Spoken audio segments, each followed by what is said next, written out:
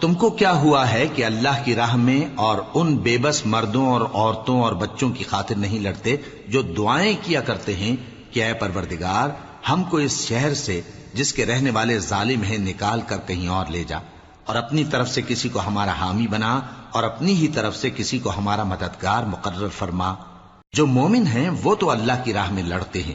اور جو کافر ہیں وہ شیطان کی راہ میں لڑتے ہیں،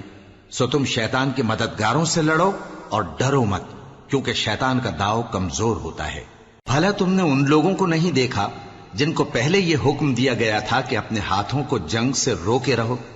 اور نماز پڑھتے اور زکات دیتے رہو، پھر جب ان پر جہاد فرض کر دیا گیا تو بعض لوگ ان میں سے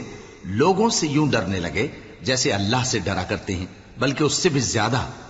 اور کہنے لگے کہ اے اللہ تو نے ہم پر جہاد جلد کیوں فرض کر دیا؟ تھوڑی مدت اور ہمیں کیوں